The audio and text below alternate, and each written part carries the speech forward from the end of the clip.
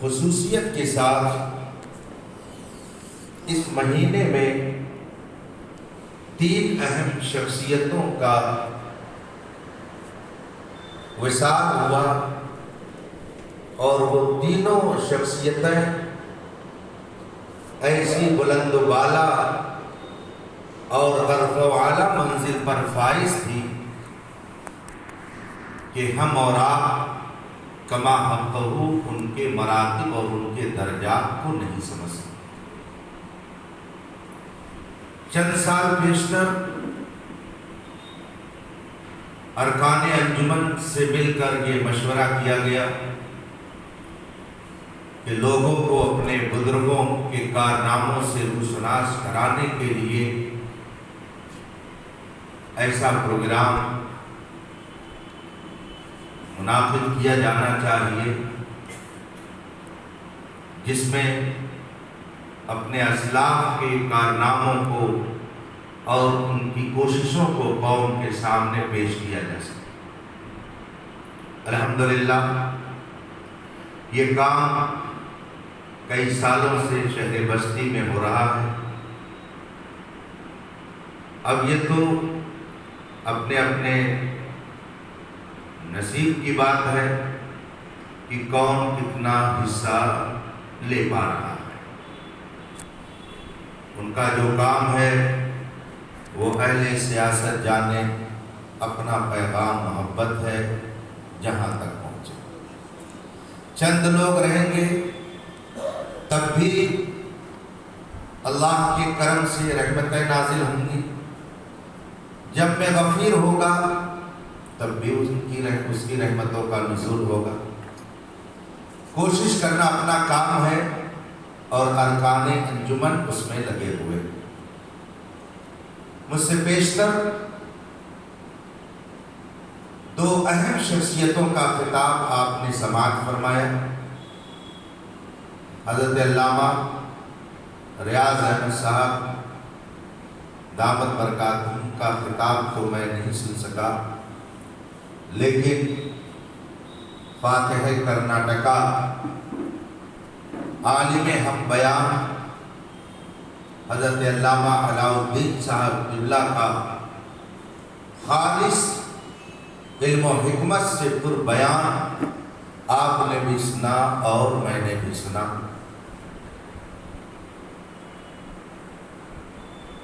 ایک اہم موضوع پر انہوں نے بڑی سنجیدگی کے ساتھ آسان اسلوب میں گفتگو کر کے حرکت زمین کے حوالے سے اعلیٰ حضرت کی تحقیقات کو آپ کے سامنے پیش کیا۔ صبح سے شام ہو جائے، شام سے صبح ہو جائے گی، اس موضوع پر گفتگو کرنے کے بعد یہی کہا جا سکتا ہے کہ ابھی دیکھ کے ایک چاول کو نکالا گیا۔ ان بزرگوں کے کارنامے اور ان کے اوصاف و کمالات ہماری اور آپ کی عقل سے ورا ہے۔ اللہ تبارک و تعالی ان بزرگوں کی فیض و برکات سے ہم سب کو مالا مال فرمائے۔ وقت بہت تیزی سے گزر رہا ہے، تھوڑی دیر میں آپ کے درمیان رہوں گا، انشاءاللہ 1:30 بجے تک یہ گفتگو اختتام پذیر ہو جائے گی۔ آپ نے اعلیٰ حضرت کے حوالے سے بڑی معلوماتی گفتگو سماعت فرمائی۔ اللہ تبارک و تعالیٰ نے انسانوں کی ہدایت کے لیے 1 لاکھ کم و بیش 2,24,000 انبیاء کرام کو دنیا میں بھیجا، انسانوں کی ہدایت کے لیے، ان کی رہنمائی کے لیے۔ آخری پیغمبر اللہ تبارک و تعالیٰ کے آخری نبی کی حیثیت سے ساری کائنات کے محبوب رسول معظم سید عالم جناب محمد رسول اللہ صلی اللہ علیہ وسلم اس دنیا میں تشریف فرما ہوئے۔ اب آپ کے بعد قیامت تک کوئی نیا نبی پیدا نہیں ہو سکتا۔ ہدایت کا کام انبیاء کرام اور رسولان اعظام کرتے رہے، قوموں کی رشد و ہدایت کے لیے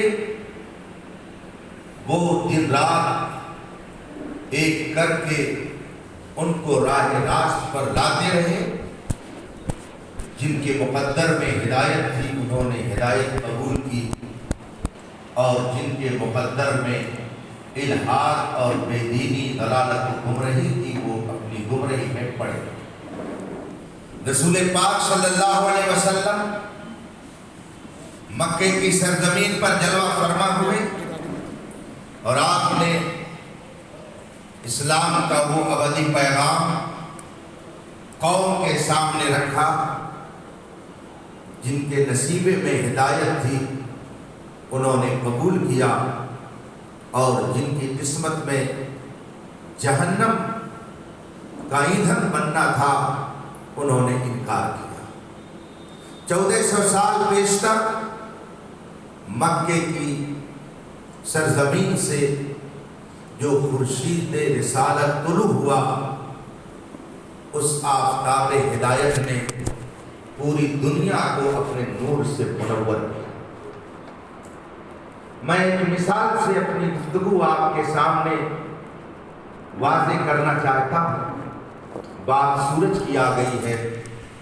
آپ نے دیکھا ہوگا بہت سے بچے کھیل اور تماشا کرتے ہیں، تو کبھی کبھی وہ ایسا بھی کرتے ہیں کہ سورج کے سامنے آئینہ لے کر وہ کسی کے چہرے پر آئینے کو ڈالتے ہیں۔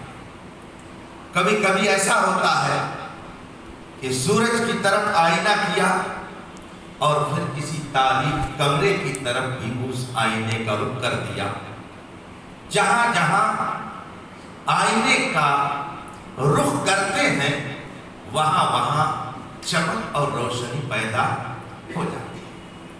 ابھی سائنس کے اعتبار سے بڑی اہم گفتگو حضرت علامہ علاء الدین صاحب اللہ نے آپ کے سامنے رکھی ہے۔ میں تو اتنی اہم گفتگو آپ کے سامنے کرنے کا اس وقت اہل نہیں ہوں۔ یہ انہی کا حصہ ہے کہ ایسی اہم گفتگو کو آسان انداز میں انہوں نے آپ کے سامنے پیش کر دیا۔ اللہ کرے زور بیاں اور زیادہ۔ آئینہ سورج کے سامنے رکھا آپ نے، اور پھر آئینے کو آپ نے تاریک کمرے کی طرف کیا تو تاریک کمرے میں بھی روشنی پہنچ گئی۔ ایسا کیوں ہوتا ہے؟ آپ سب پڑھے لکھے لوگ ہیں، اچھی طرح سے جانتے ہیں کہ آئینے کے اندر سورج کی شعاعیں اور اس کی کرنیں آ گئی، اور اللہ نے آئینے کو ایسی صلاحیت دی ہے کہ وہ ان کرنوں کو اپنے اندر کیچ کر لیتا ہے، اور پھر جدھر جدھر اس آئینے کا رخ ہوتا ہے وہ کرنیں ادھر بھی چلی جاتی ہیں، اور وہاں وہاں سے تاریکی دور ہو جاتی ہے، اور اتنی دور روشنی پیدا ہو جاتی ہے۔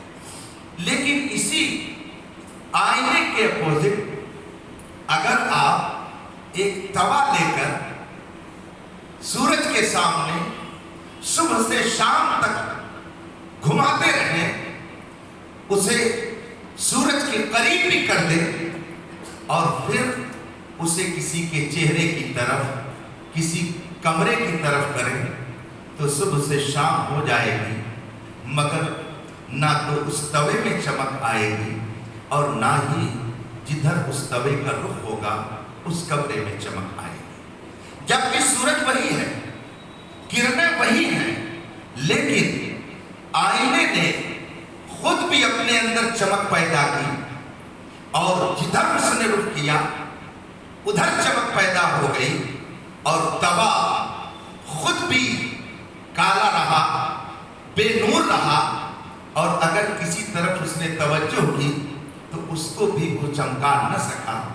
اس میں قصور سورج کا نہیں ہے، غلطی سورج کی نہیں ہے، اس کی کرنوں کی نہیں ہے۔ کرنیں تو سب کے لیے ہیں، سورج کی روشنی سب کے لیے ہے، مگر آئینے میں یہ صلاحیت تھی کہ وہ خود بھی روشن ہوا اور دوسرے کو بھی اس نے روشن کر دیا، اور توا نہ خود صلاحیت رکھتا تھا، نہ دوسرے کے اندر روشنی پیدا کرنے کے لیے اس میں تاب تھی، تو خود بھی تاریک رہا اور کسی طرف اس نے توجہ کی، ہر جگہ تاریکی ہی تاریکی رہی۔ سورج کی روشنی سب کے لیے، رسول کائنات صلی اللہ علیہ وسلم علم و فضل اور حکمت و کمال کے آفتاب و ماہتاب تو ہے ہی ہیں، وہ نبوت کے آفتاب ہیں، رسالت کے سورج ہیں، اس سورج میں کوئی کمی نہیں ہے۔ البتہ کچھ دل توے کی طرح تھے جنہیں ہم اور آپ ابو جہل اور ابو لہب کہتے ہیں، اور کچھ دل آئینے کی طرح تھے جنہیں ہم صدیق اکبر اور عمر فاروق اعظم کہتے ہیں۔ جو قلب توے کی طرح تھے وہ تاریخ کے تاریخ رہے، اور جو قلب آئینے کی طرح تھے وہ خود بھی منور ہوئے، اور جدھر جدھر روشنی کر دی، جدھر جدھر توجہ کر دی، انہیں بھی روشن کر دیا۔ آفتاب رسالت نے اولاً اپنی کرنوں سے صحابہ کو منور کیا، اہل بیت کو منور کیا، ائمہ مجتہدین کو منور کیا، اور پھر غوث اعظم کو منور کیا، اور میرے غوث اعظم وہ آئینہ بن کر کے طلوع ہوئے۔ اس آئینے کو غوث اعظم کہا جاتا ہے کہ جدھر جدھر توجہ کرتے رہے ان کے دلوں کو آپ نے نور علی نور فرما دیا۔ اور وہی توجہ غوث اعظم کی جب بریلی کے امام احمد رضا پر پڑی تو ایسا منور ہوا، ایسا منور ہوا کہ جدھر امام احمد رضا نے نظر کر دی وہ بھی منور ہو گئے، صدر الشریعہ پر نظر کی وہ بھی منور ہوئے، ملک العلماء پر نظر کی وہ بھی منور ہوئے، شیخ سنت پر نظر کی وہ بھی منور ہوئے، ملک العلماء محدث اعظم برہان ملت کہاں کھولے ہیں گیسو یار نے، خوشبو کہاں تک ہے، جہاں تک سونگ پائے سونگنے والے وہاں۔ سبحان اللہ، بے شک۔ یہ آئینے کے اپنے نصیب کی بات ہے۔ توا، اب اس توے میں کسی کو بھی آپ فٹ کر سکتے ہیں۔ ابو جہل اگر توے کی مثل تو اشرف علی کا بھی شمار اسی گروپ میں ہوگا، قاسم نانوتوی کا بھی شمار اسی گروپ میں ہوگا، اسماعیل دہلوی کا شمار بھی اسی گروپ میں ہوگا، اور مثل آئینہ منور ہونے والوں میں حضور مجدد الف ثانی کا شمار ہے، مجاہد آزادی علامہ فضل حق خیر آبادی کا شمار ہے، امام احمد رضا کا شمار ہے، اور دور حاضر میں کہتا ہوں میرے تاج الشریعہ کا بھی انہیں کا شمار ہے۔ اللہ تبارک و تعالیٰ کا کرم ہے کہ یہ مقدس سلسلہ یہاں سے لے کر وہاں تک اس نے جوڑ رکھا ہے۔ اعلیٰ حضرت فرماتے ہیں رسول پاک خدا کے نور، ان سے منور صحابہ تابعین ہوئے، ان سے تبع تابعین ہوئے، سلسلہ چلا چلا چلا اور پھر ہم ان سے منور ہوئے۔ الحمدللہ ثم الحمدللہ کہ سرزمین ہند اللہ کے اس نور سے اس طرح سے منور ہے کہ لاکھ کوششیں اس نور کو ختم کرنے کے لیے کی گئی، طاقت، قوت، دولت،